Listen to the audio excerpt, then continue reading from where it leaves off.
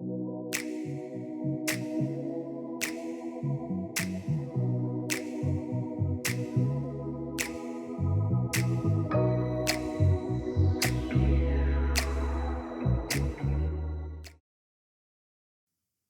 to the Medium's Voice podcast. This episode is sponsored by the Spiritualist National Union. I'm joined here by my co-host, Michelle Mosley, and guest, Andrea Dunn OSNU. Welcome, both of you. Thank you. Hello. Welcome. Hello.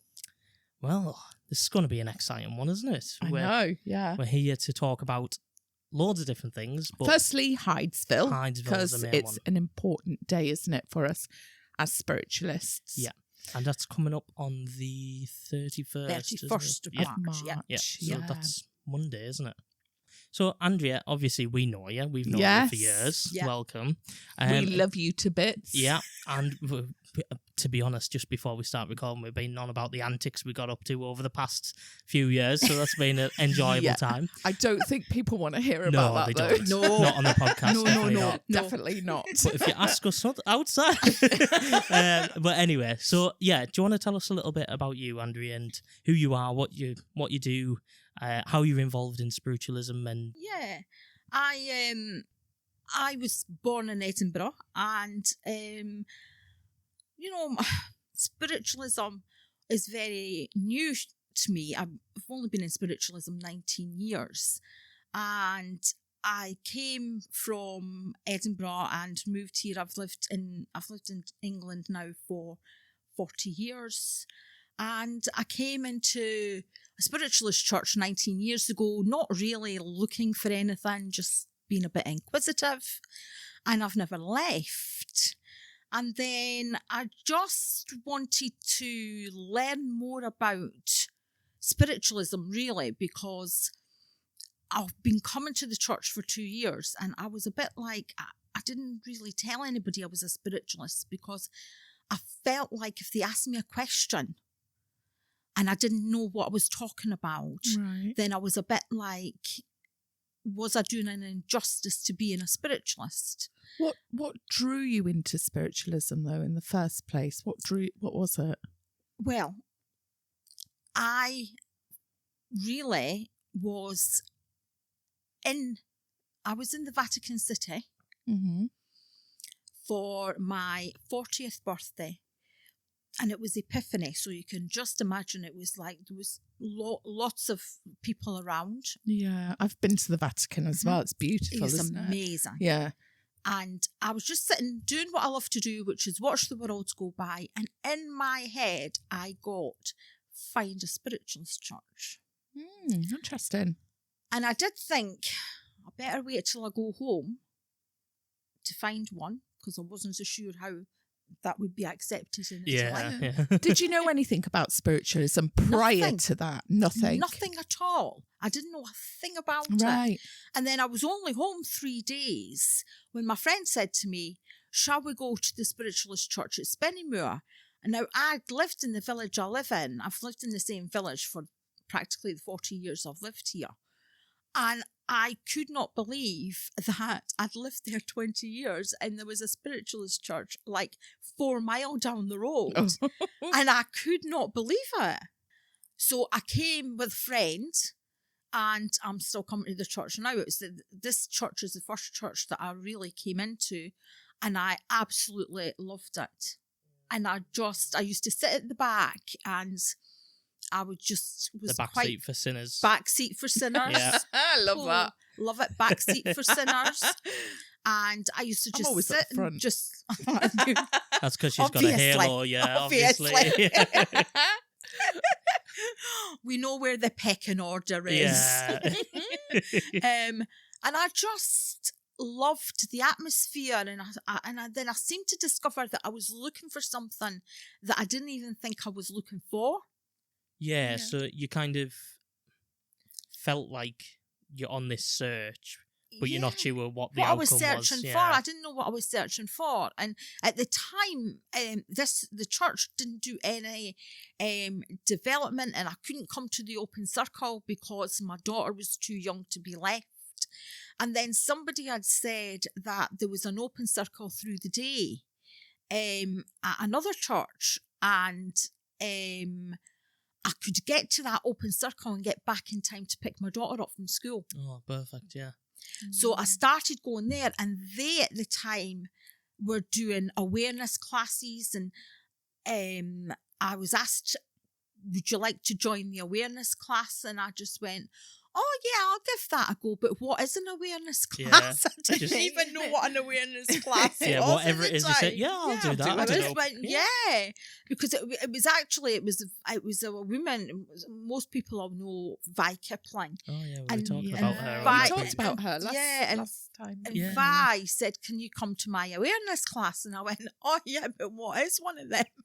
I didn't have a clue. So to the people out there, obviously who don't know who Vi Kipling is, she's one of our pioneers of spiritualism, isn't she? Yeah, She was an amazing lady. She's wasn't she? she was one of our modern pioneers of spiritualism, and it was Vi who at the AGM in 2008 talked about bringing like Zoom into everything yes. for What the I said, international, yeah. for SNU International. Yeah. And it was about kind of reaching lots of different people in lots of different countries. And it was her idea that started SNUI, really. She was one of the first people, to bring education to the internet. She was.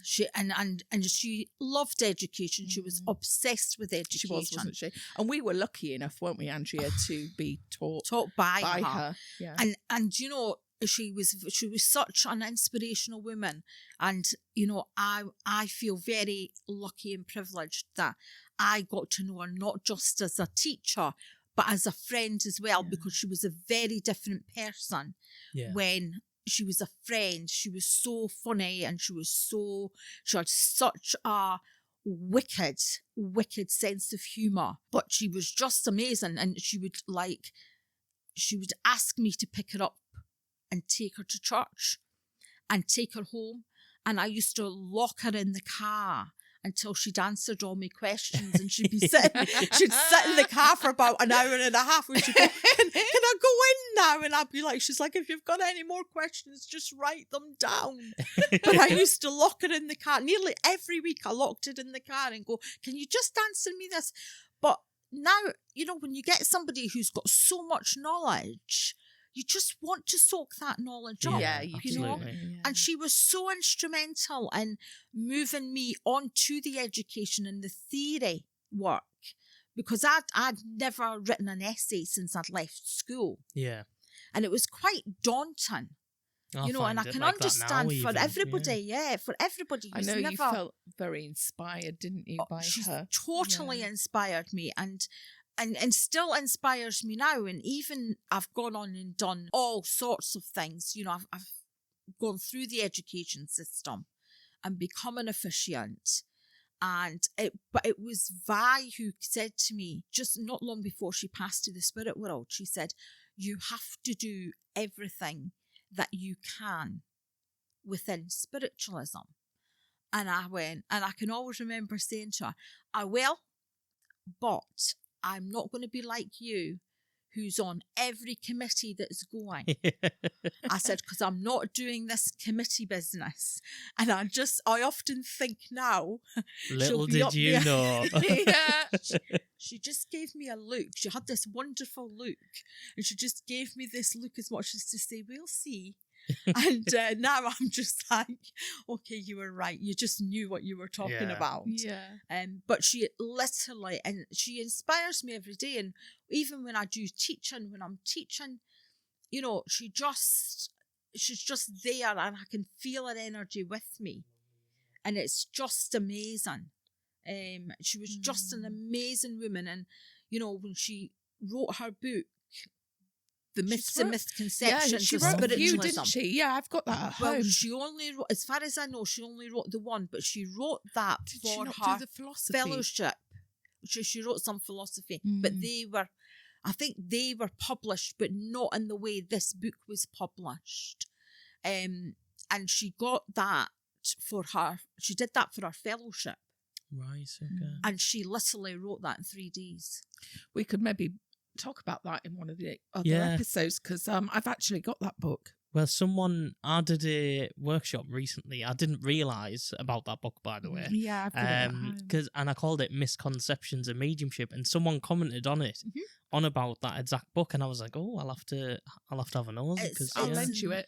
Yeah, have you got? Oh, Yeah, yeah, I've got it, no, yeah. please, I've got it as well, and I keep, because she put a little inscription in it for me, actually. Right. And I often look at that inscription and think, do you know what? I just don't want to let Vi down, because she was so inspirational and seeing things. She seemed to see something in me that I didn't really see in myself. Yeah. I'm sure she'd be very, very proud of you anyway, Yeah. Andrea. And I don't want to let her down. And even now, so when she said to me, because she once said to me, if you ever get asked to go on a committee and you say no, and they make a decision that you don't like, you can't moan about it, because you had the chance to be there and have that influence. voice. Yeah. And you didn't take that chance. So to make that change. And so whenever I get the opportunity, even although in my head I'm like, no, I can't, because I just can't. Mm-hmm. So, for example, when I was rang up and asked to be Secretary of Education and Exponents, I immediately went, I think you've got the wrong phone number. And the This person, isn't Andrea. and she went, no, I don't think I have. And I went, I'm nearly certain you have.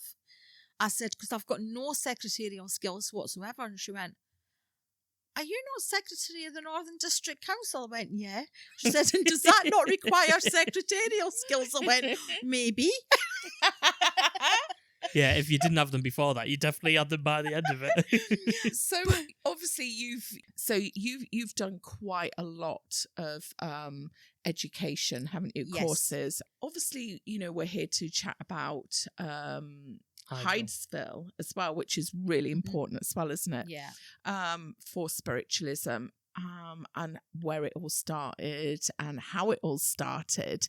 Do you want to just tell us a little bit about that? Yeah. So Hydesville Day is our day. It's our day, Spiritualist Day, and that to talk about modern spiritualism, and that was in the 31st of March 1848, and this all happened in a little place called Hydesville. And what happened was the Fox family had moved into this house, and there'd been some noises for weeks, really. And then the two children had gone up to bed, and they decided that they could hear these noises, and they decided that they would try and see if they could get those noises to chat with them. So they started clapping, and they made a code where it was one clap for yes and two claps for no. And because of everything that happened that night, what we discovered was that some people are mediums, that the spirit world is an intelligence. Yeah, I was going to say there's an intelligence to them knockings and noises, yeah. And that through a code, we can have a conversation with people who have passed to the spirit world. Mm-hmm. And although the children were, the press came in, and not like the press that you have today, but it was a lot for Mrs. Fox. For the family, it was a lot for the family. And she actually went and wrote an affidavit and retracted everything. Yes, yeah. But, it didn't work, because then what happened was circles started going up around in America, and, people were sitting in circles, and then it developed, and then Maria Hayden brought spiritualism and mediumship to England in 1852. Yeah. So, but we still celebrate Hydesville's Day, because really, mediumship's been around for thousands and thousands of years, but that was that was when it really got its recognition in modern spiritualism. Yeah, that was where it all started, wasn't it? Yeah. But there was a lot of let me get that right. Controversy. Yeah. Yes, I got that right. Wasn't there? As the girls grew up, over whether their mediumship was fraudulent. That's right. As they got older, wasn't it? That's right. And it did caused the girls a lot of distress, actually. And actually, when you look at the evidence that was, acquired that night, because there was so many people came to the house and actually seen all of this happening. And, very prominent businessmen spoke about it. And it was all, I think sometimes people are frightened of what they don't know. Yeah. Yeah, and I think especially in that era, Yes, it would have been completely out of the question that you could talk, to the dead and have some sort of conversation. absolutely. Yeah. And it's because it was all very new, shall we say. There was a lot of misunderstanding. And even to this day, there's a lot of misunderstanding about we get it. that still There is, now, it's gone all the way through, hasn't it? And sometimes, although we've moved on massively in so many ways, and in a lot of other ways, I don't feel like we've moved on at all. Yeah, I get that, because there's still, we constantly bring this up on nearly every episode, but there's still so many misconceptions, isn't there, of spiritualism, of life after death and everything like that. Absolutely. I think it's about finding that balance, though, isn't there? Because at the same time, you can't believe absolutely everything, because there are parts where people are very quick to blame spirit when it's actually natural causes. Mm-hmm. So there is that side to it. There's that element to it, but there's also the element authentic. That it is genuine, reason, phenomena or mediumship, yeah. I think we're quite lucky because we're all quite similar in the respects of we all very analytical of mediumship, aren't we? So, and I think you've got to, regardless of whether you are a medium or not, I still think you've got to have that little bit of skepticism there. Absolutely. And then you can then question that. Yeah. Because the thing is, if you are, for example, somebody's asking you a question and then you're saying to them, right, let's think about this logically. Yeah. And then say, well, so what do you think? And yes, there is a lot of things that you go, oh, well, I'm not sure about that. But I feel that if you understand what sits right with you, then that's fine. And then the other stuff, you just don't really take or leave, can you? Take it or leave it, yeah. I think as well, going back to where it all started with modern spiritualism, again, when we talked about like the myths, and having a negative impact on it, some of the words that they used as well, like they used to call him Mr. Splitfoot, didn't they? Yes. So again, that sort of puts it straight out there, doesn't it? Of a negative nature, doesn't it? Straight away. Yeah. So you could see why. If you're going to say the name Mr. Splitfoot, then why people would be frightened, why people would be scared, and why they because they did sort of isolate themselves, didn't they? Didn't people try and neighbours and all that didn't want them in the area, did they? That's right. Because they were frightened of them, or they were frightened of what was happening. Yes. Yeah. And they had to move. The girls moved away. The girls moved away. And that's how their life become. So again, you can sort of understand how their life was, but also the fact what they'd been through as well. Not only through the phenomena, but also the way they were treated by people as well. And they were at such a young age. They weren't very old at the time, and really it's a lot to... I know when you hear that you kind of, or understand that, that you can connect with the spirit world, it's a lot for you to get your head around. Yeah, Yeah. when And you so, first but start out. Even, so somebody of a young age, it's going to be even harder.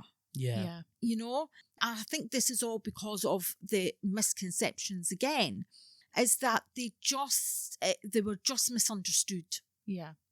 And if you think about it as well, so they would have known nothing about the spirit world. So they were learning about the spirit world themselves, weren't they? Absolutely. So, you can understand, where they were coming from as well.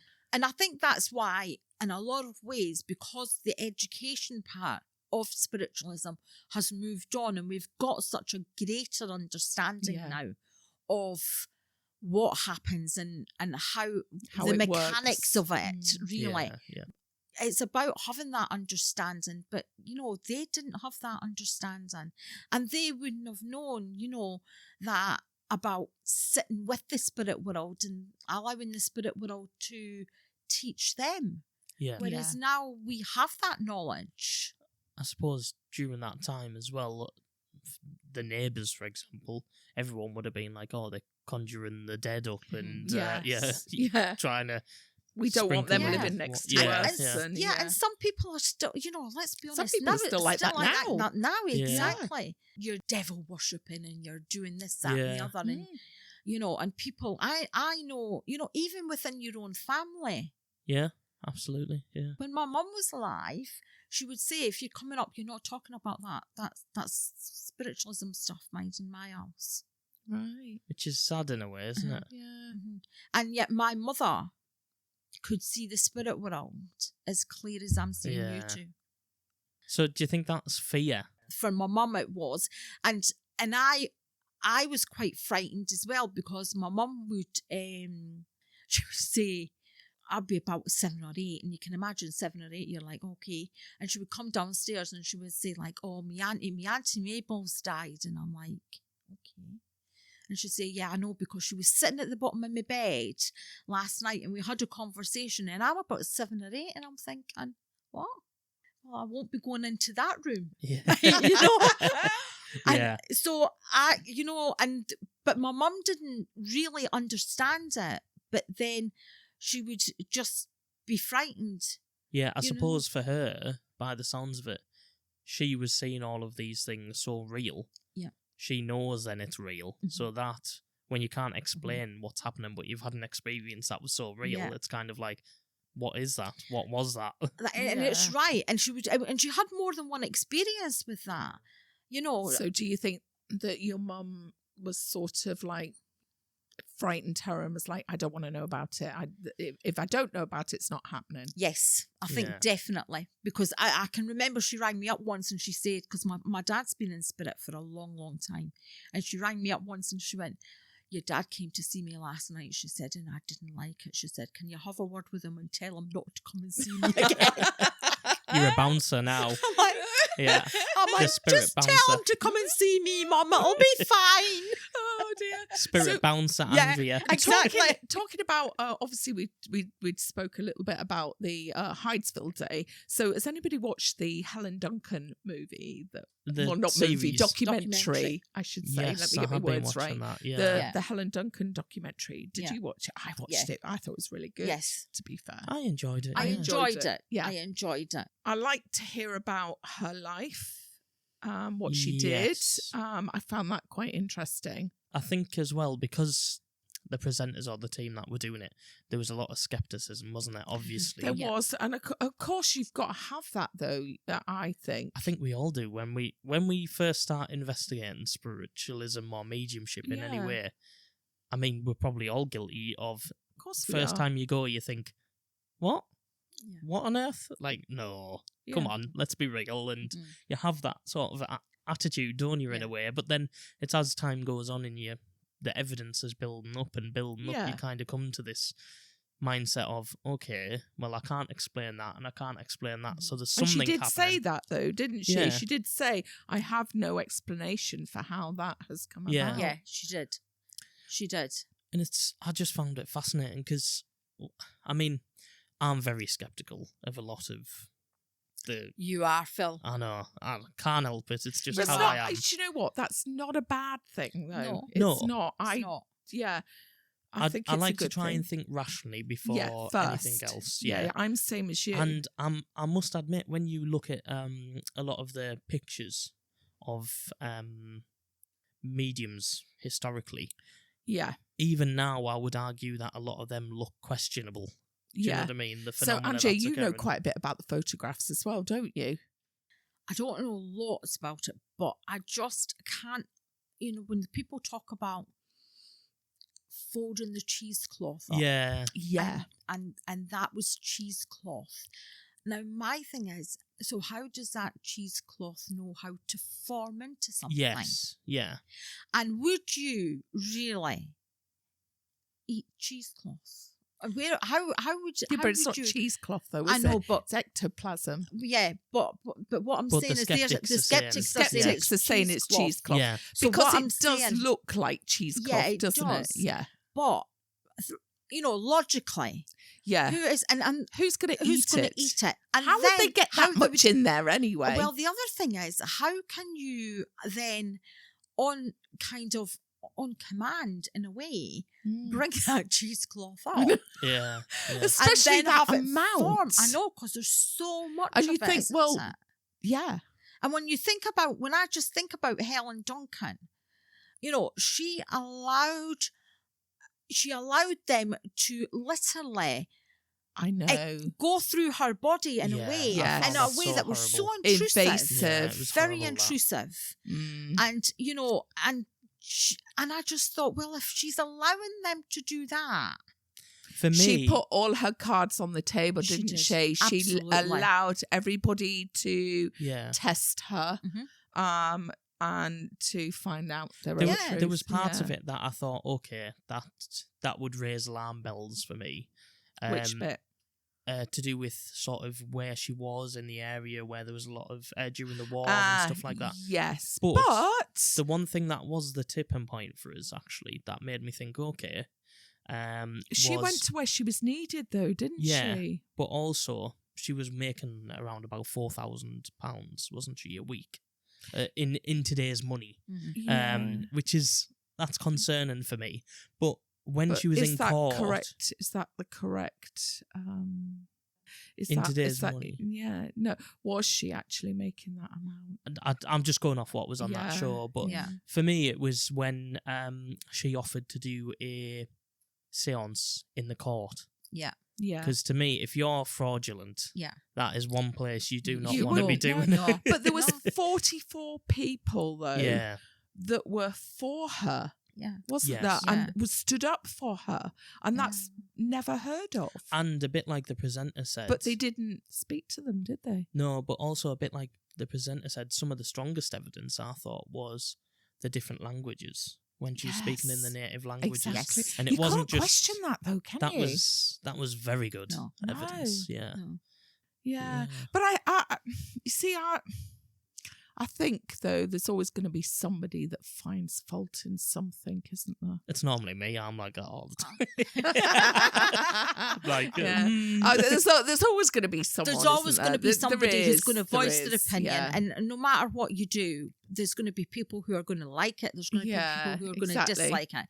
And, and there's going to be people who, when they don't understand it, are going to just jump on the bandwagon and go, well, it was this, and this, even though it could have been, the most factual thing there was. Yeah.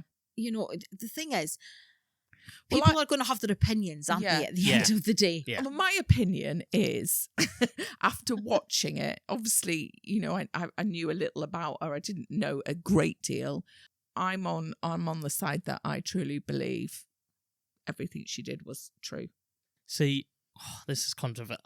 I'm so controversial. No, I know. We love you being controversial. I believe in Helen Duncan. So I'm kind of not sitting on the fence, but mixed. Are you? Yeah, because I think when you are sitting on the fence. Yeah, you are. Yeah, you just sitting on the fence. Only because some things could be rationally explained. But they can with anything to do with mediumship, though, can't they? Which I think is good. And I think it's good to have that science approach to it where, okay, we can explain it this way and then see what the spirit world can accomplish to prove that theory wrong, if that Yeah. makes sense. So it's kind of like, all right, these people are saying we're doing this. I don't know, some But scientific explanation. Do you not and then, think, though, that as a human mind, it doesn't matter what the spirit world put in front of us, as a human being, a human mind, we're always going to doubt something. We're always going to pick something and go, well, I'm not sure. Yeah. Even though they can put, literally the amount of experiences that you've had, and they'll put something in front of you and you'll still go, I'm not sure. Yeah, I'm probably that person. And is that because we're brought up to be sceptical, though? We're brought up to kind of see that it's not a bad thing, No. but we're brought up to not always go with what we're seeing. We're, some people are not always brought up to question things, and I wasn't brought up to question things, and not to harp on about Vi, but it was Vi who made me question things. She used to say, it's important. Question everything. Yeah. And now I do that with every aspect of my life. I question it. Yeah. I'll question, if I don't think something's right, then I question it. And I think questioning is fantastic. Well, you grow that way, don't you? Yes, absolutely. But I have to say, I do feel that Helen Duncan was an authentic medium. Yeah, I agree with you. Yeah, 100%. I absolutely do. I'm in the Helen Duncan team. Me and Andrea, Helen Duncan I'm team. on the fence, but You're on the fence. On you teetering. Genuine. Is that because we're on the team? And no, it's it probably is, Michelle. You're just following us, really, aren't yeah. you? I think it's because I'm not looking at it necessarily just from Helen Duncan perspective, but of looking at a lot of the historic mediums. When you see the photos of physical phenomena occurring, I kind of look at that and think, come on, people, let's be rational here. This is why we have to have an open mind. Yeah. And this is why, the minute you start limiting your mind, you start limiting yourself. Yeah, but you're then right you there. also start limiting spirit. Yeah. Yeah. I never remember who it was that said it, but I always quote it, and it was from a pioneer, I think, but they said, never limit a limitless power. Exactly. Yeah. And that just has stuck with me. But we still got to be sensible at the same time. Oh, yes. Yeah. One of my favourite mediums historically is Marcel. I'm hoping I'm pronouncing this correct. Marcello Bacci, who was... Is that your favourite medium? Probably, yeah. That you've had to read it off your phone? It was just to get the pronunciation right. You know him that well. I remember him by Bacci. I just couldn't remember his first name, but he had like voice phenomena coming through a radio, and obviously I'm an amateur radio operator, so that interested me because I was like, well, I know how radio waves work. Yeah. So let me have a look at this guy and see what's going on here. And he would have voices coming out of valve radios where the valves have been removed, which means you basically can't. See, I find all that quite interesting. That I EVP do. as well. Yeah, I do. Yeah, but he also had white noise, rose petals. This is why I was mentioning them.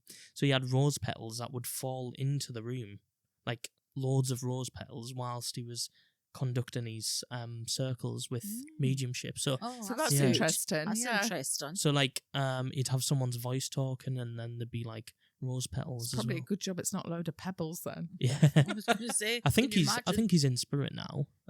But yeah, he was quite heavily studied actually. Yeah. That's interesting. It's from Italy. Yeah. We were talking about how sometimes you go to like a church circle or something like that. Next thing you know, you sat there till midnight talking about different things the spirit world's happened, aren't you? Yeah. Which is nice. Because there's nothing better than sitting with like-minded people. Yeah. And then they don't feel that, intimidated about talking about their experiences. Because I think sometimes it's about feeling that once you talk about things that you're going to be judged, isn't it? Yeah. But then if everybody's having different experiences and they're not being able to make sense of it, but then can suddenly talk about it, then in a safe place, then you're going to get excited, aren't you? Yeah, and it kind of puts you at ease in a way, doesn't it? It does. And I have to say, I know I said, I've been in spiritualism 19 years and it's not a long time, but I can say I am still as excited today about it as I was the day I first walked through the doors of the church. Am as well. I love it. I just, it's a passion, it isn't is. Well, do you know what? I would go as far as to say, for me, I think it's a vocation. Yes. Yeah, it's a calling, isn't it? Yeah.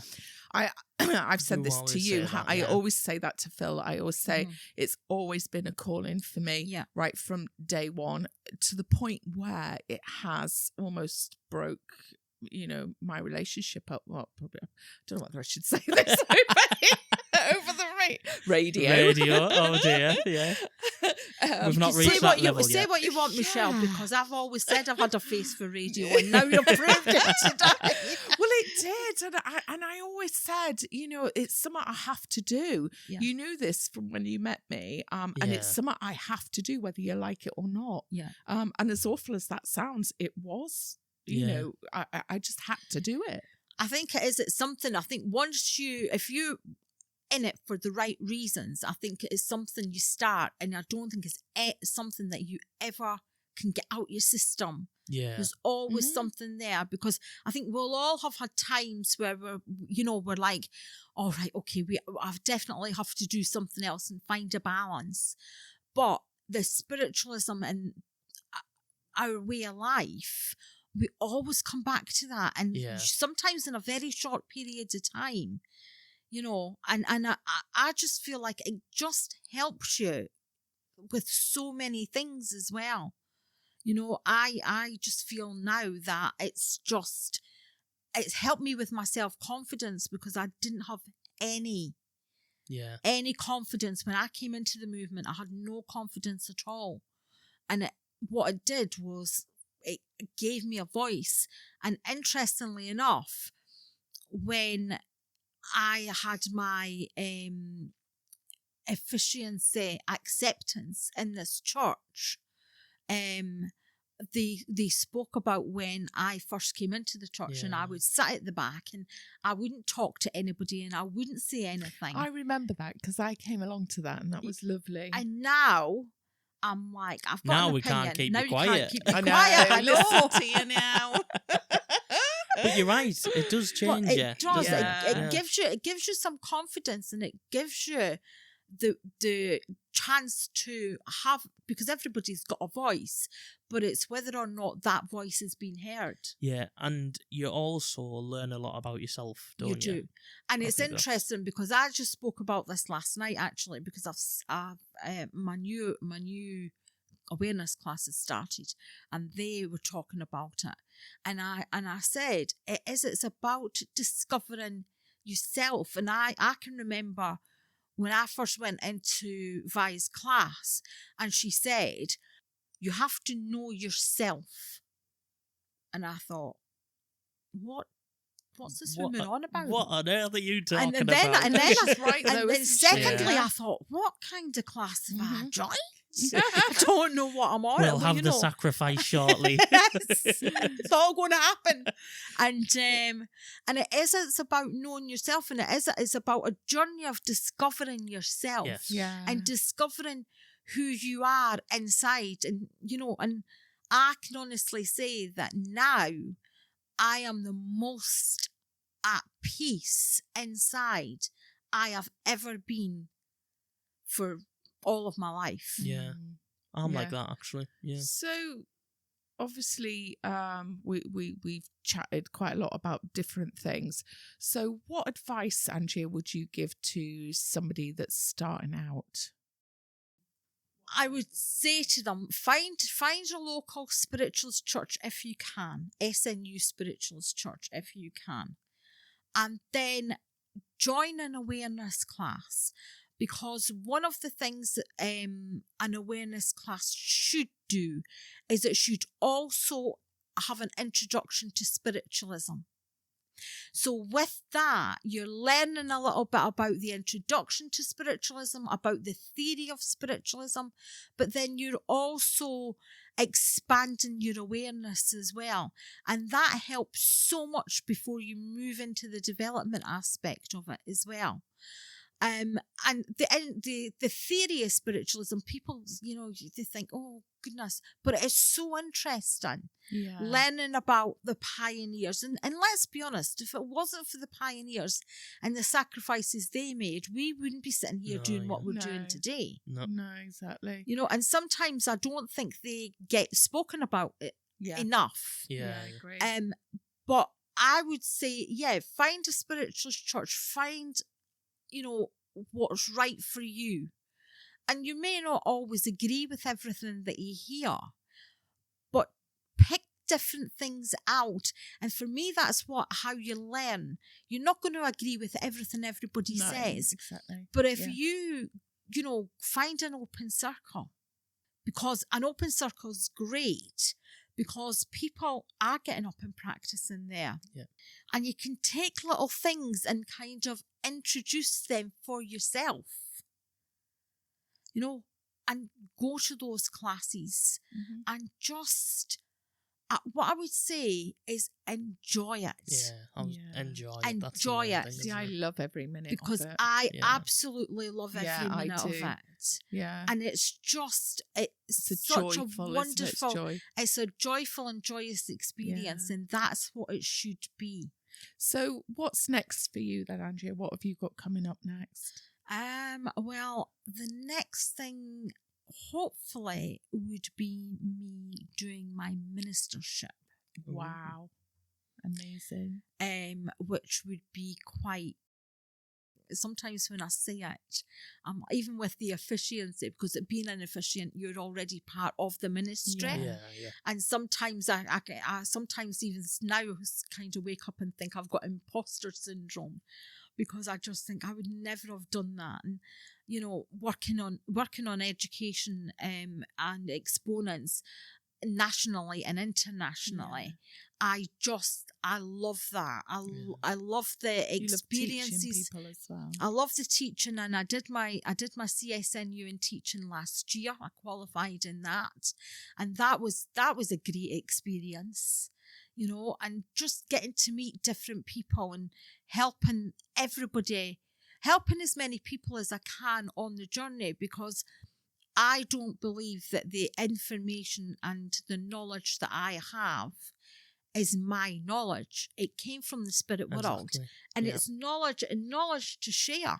Yeah. And let's be honest, if we do not share the knowledge we have, how can we keep spiritualism going? Exactly. Yeah. We have to be able to share our knowledge. And it never used to be like that, and did it? And it never Years used ago, to be like that. It was like, I know this and I'm going to keep it to myself. Yeah. But what good's that? I love nothing better than seeing students be the best that they can be.